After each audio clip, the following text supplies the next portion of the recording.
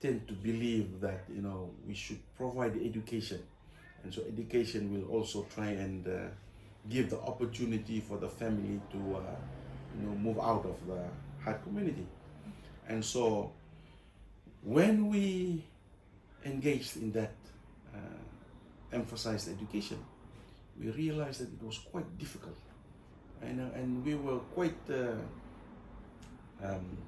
disappointed that our mothers, our parents were not emphasizing the education of their children. You know, we have kindergartens in the HART communities, we have a primary school, and we also provide tutoring for the HART students.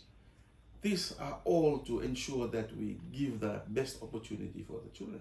Then we realize that the mothers and the community are not really supportive. They are not really emphasizing that. They make it a very important part of the family.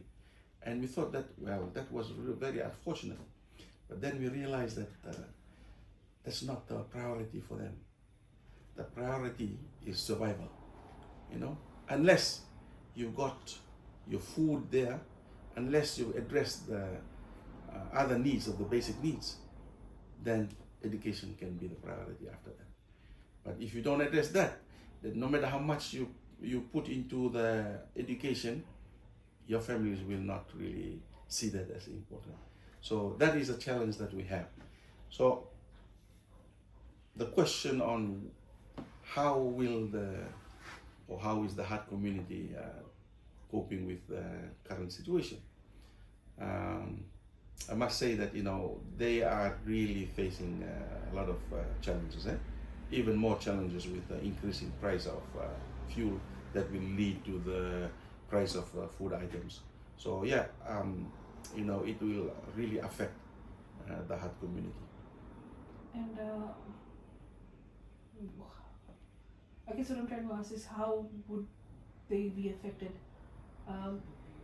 in terms of the money they spend? Are these low-income families? Are these families or mothers who are earning just minimum wage? So how would that affect their basket of goods? Well, you know, when you have a small amount of money to spend, then if the price increases, the items that you can buy decreases. So for many of them, they are welfare recipients, and then they, you know, do some other odd jobs to add on to, you know, to the money that they get from the social welfare. And so, you know, to have that little, you know, that small amount of budget, that money that you can use, a lot of sacrifice had to be made.